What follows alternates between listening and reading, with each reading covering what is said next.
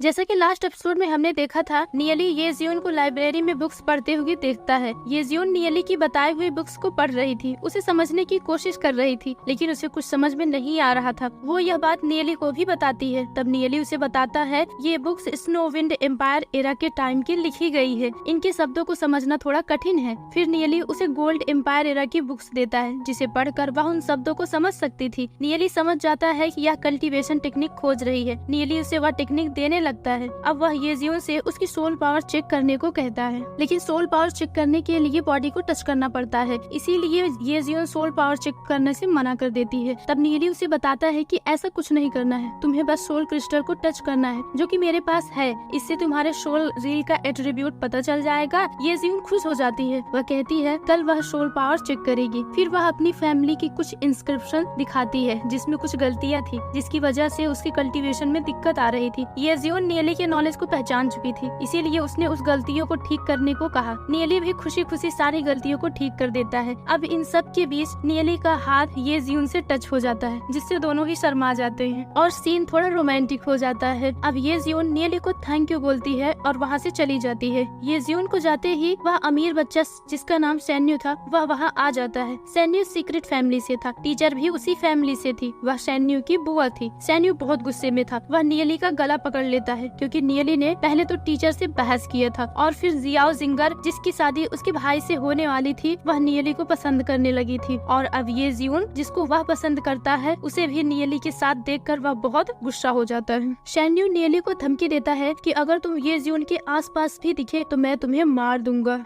लेकिन नियली भी डरने वाला नहीं था। उस पर उसकी धमकियों का कोई असर नहीं पड़ा। नियली के दोस्त जब उसे मुसीबत में देखते हैं तो उसे बचाने के लिए सैन्यू से लड़ने आते हैं, लेकिन सैन्यू के दोस्त जो कि ब्रॉन्ज रैंक पर थे, वो लोग उसे रोक लेते हैं। अब सैन्यू नियली को और भी तेज पकड़ लेता है, लेकिन नियली को एक्यूपंक्चर जैसी टेक्निक भी आती थी और उसी का इस्तेमाल करके वह सैन्यू को रोक देता है और उसे दूर धक्का दे देता है। सैन्यू समझ जाता है कि इसने हाथ के कुछ मेन पॉइंट को दबाकर मुझे हराया होगा। सैन्यू बहुत ताकतवर था, वह हार मानने वालों में से नहीं था, इसीलिए अब वह अपनी सोल पावर का इस्तेमाल करता है और फिर नियली पर वार करता है। वह पूरी ताकत से उस पर वार करता है। नियली की सोल पावर कम थी, फिर भी वह उसी पावर से एक शील बनाता है, जिसे सैन्यू अपनी पावर से तोड़ देता है। अब नियली को एक आइडिया आता है। वह अपनी सारी सोल पावर को इकट्ठा करता है और एक बार में ही सीधा सैन्यू पर वार करता है, जो जाकर सीधा सैन्यू पर लगता है। सैन्यू हार जाता है। अब नियली उसके सामने एक भयानक रूप में आता है, जिससे सैन्यू डर जाता है और उसकी ऐसी हालत देखकर नियली के सारे दोस्त उस पर हंसने लगते हैं। अब सैन्यू बहुत गुस्से में वहाँ से चला जाता है। नियली को अपनी कल्टीवेशन स्पीड बढ़ाने के लिए स्पिरिट एलिक्सर की जरूरत थी, जिसके लिए उसे बहुत सारा पैसा चाहिए। पैसा कमाने के लिए वह निकल जाता है और रात में वह जियाओ जिंगर से जाकर मिलता है। जियाओ जिंगर भी उसी का इंतजार कर रही थी, क्योंकि उसे भी उससे मसाज करानी थी। फिर मसाज कराने के बाद जियाओ जिंगर उसे कुछ देने को कहती है। तब नियली उसे कहता है अगर तुम सच में मुझे कुछ देना चाहती हो तो अपने आदमियों से कहकर मेरे लिए पर्पल हेज ग्रास मंगा दो। नियली जियाओ जिंगर को पैसे भी देता है और कहता है जहाँ कहीं भी पर्पल हेज ग्रास बिक रहे हो उसे खरीद कर मुझे दे दो। ऐसी कोई दुकान न बचे जहाँ हेज ग्रास बिक रहे हो। दरअसल वो शहर के सारे हेज ग्रास अपने पास रखना चाहता है। यह बहुत सस्ती और मामूली चीज थी, इसका कुछ ज्यादा उपयोग नहीं था, लेकिन फिर भी वह उसे अपने पास रखना चाहता था। ऐसा क्यों था वो हम आगे जानेंगे। फिर हमें सैन्यू और उस टीचर को दिखाया जाता है, जो सीक्रेट फैमिली के मैनेजर के पास गए हुए थे। वह नियली के बारे में मैनेजर को सब बताता है और आज की फाइट के बारे में भी बताता है, जिससे वो लोग हैरान हो जाते हैं, क्योंकि नियली की तो सोल पावर बहुत कम थी, फिर भी उसने सैन्यू को कैसे हरा दिया। फिर वो लोग सोचते हैं नियली को रास्ते से कैसे हटाया जाए। अगर ऐसा ना हुआ तो वह सीक्रेट फैमिली की धज्जियां उड़ा देगा। इसी डर से वो लोग उसे छुटकारा पाने का प्लान बनाते हैं। वो लोग जानते हैं कि नियली को जान से नहीं मरवा सकते, क्योंकि उसके सपोर्टर उनका जीना हराम कर देंगे। तब मैनेजर बताता है हम नियली को मार नहीं सकते, पर उसकी फैमिली, जिसका नाम हेवनली मास्क फैमिली है, उसके बिजनेस को गिरा देंगे, जिससे नियली खुद ब खुद टूट जाएगा। यहाँ नियली और जियाओ जिंगर बात कर रहे होते हैं। जियाओ जिंगर नियली से पूछती है क्या सीक्रेट फैमिली से तुम्हारी कोई दुश्मनी है। वो बताती है सीक्रेट फैमिली बहुत खतरनाक है, जो भी उनके खिलाफ जाता है उसे वो लोग बर्बाद कर देते हैं। लेकिन नियली सीक्रेट फैमिली से नहीं डरता था। नियली जियाओ जिंगर से उसकी सोल पावर पूछता है। तब जियाओ जिंगर सोल क्रिस्टल से अपनी सोल पावर चेक करती है, जिससे उसकी सोल रील का एट्रीब्यूट विंड लाइटनिंग निकल कर आ जाती है, यह बहुत अच्छी होती है। नियली उसे फिर से एक कल्टीवेशन टेक्निक देता है, जिसे पाकर वह बहुत खुश हो जाती है और उसे थैंक यू बोलती है। जियाओ जिंगर उस टेक्निक का इस्तेमाल करती है, जिससे उसकी कल्टीवेशन और भी बेहतरीन हो जाती है। अब अगले दिन दोनों एक रेस्टोरेंट में मिलते हैं, जहाँ नियली को पता चलता है कि उसने शहर के सारे हेज ग्रास खरीद लिए हैं। जियाओ जिंगर उसे सारे हेज ग्रास देती है। फिर नियली लाइब्रेरी में जाता है, जहाँ वह एक पत्र लिखता है और उसके सारे दोस्त भी वहीं पर थे। तभी वहाँ एक लड़का आता है जो ब्रॉन्ज रैंक पर था। वह लाइब्रेरी के सारे बच्चों को इकट्ठा करता है और उन्हें एक एडवेंचर पर चलने को कहता है, जहाँ वो लोग खजाने की खोज के लिए जाने वाले हैं। उसे अपने साथ और भी बच्चे चाहिए थे, इसीलिए वह उन्हें इम्प्रेस करने के लिए ब्रॉन्ज रैंक का आर्मर भी देता है, जिससे सभी बच्चे बहुत खुश हो जाते हैं। लूजे को यह लड़का सही नहीं लग रहा था, इसीलिए वह लियो पाओ को वहाँ से खींच ले जाता है। लेकिन नियली को अपनी पिछली लाइफ का याद आता है, तो उसे पता चलता है कि यह लड़का उस जन्म में बीस को मारने में बहुत हेल्प किया था और ये फेक लड़का नहीं है। नियली उसके साथ एडवेंचर पर चलने के लिए मान जाता है, लेकिन वह एक बात रखता है, कहता है मैं तुम्हें उस खजाने तक ले जाऊंगा, पर उस खजाने को सबसे पहले मैं ही लूंगा। इस बात से उस लड़के के साथ ही गुस्सा हो जाते हैं, लेकिन वह लड़का मान जाता है, क्योंकि वह जानता था नियली बहुत नॉलेजेबल लड़का है और खजाने को खोजने में बहुत हेल्प करेगा। ये सब अब 3 दिन के बाद एडवेंचर पर जाने वाले हैं। फिर हम इस शहर के एल्कोमिस्ट एसोसिएशन को देखते हैं, जिसके अंदर एक लड़की होती है जो इस एल्कोमिस्ट एसोसिएशन की हेड होती है। वही इस एसोसिएशन को डील करती है। वो बहुत सारे लेटर पढ़ रही थी, जिसमें अलग अलग दवाओं के बारे में जानकारी होनी चाहिए थी, लेकिन उसमें ज्यादातर उसके लिए प्रेम पत्र ही थे। वह बहुत खूबसूरत थी। वहाँ के लोग उससे शादी करने के लिए परेशान थे, इसीलिए ज्यादातर उसमें लव लेटर ही थे।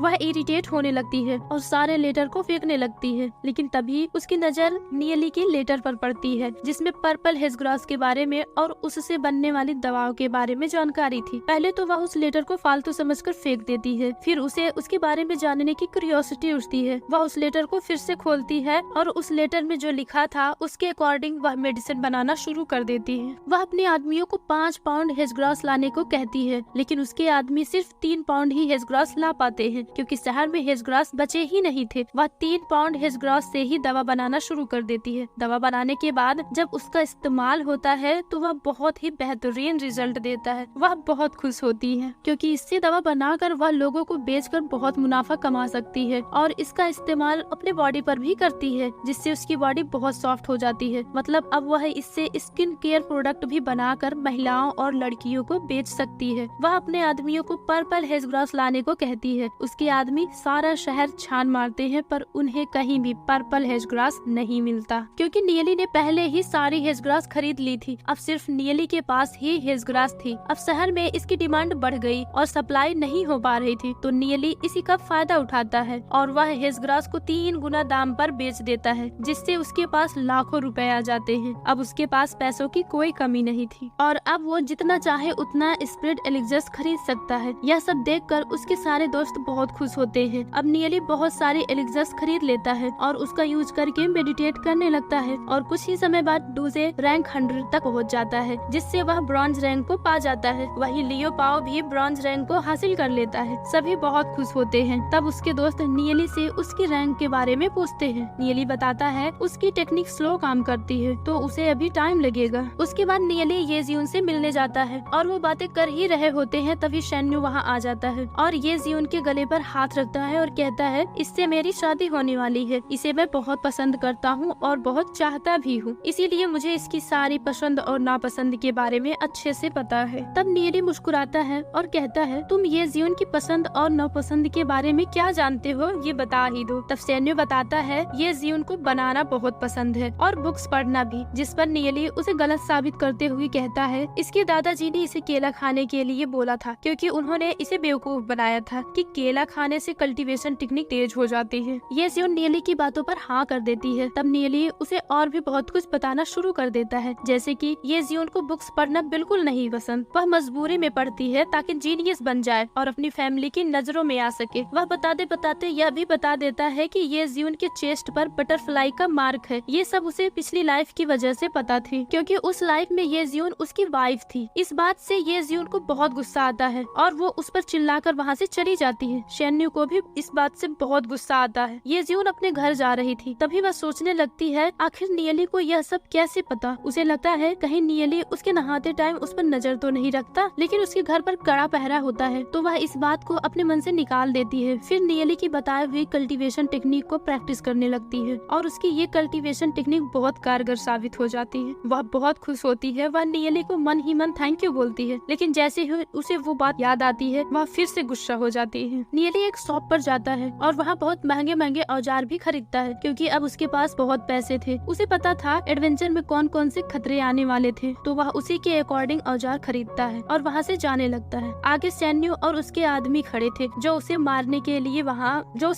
लिए तैयार थे, और यहीं पर यह एपिसोड खत्म हो जाता है।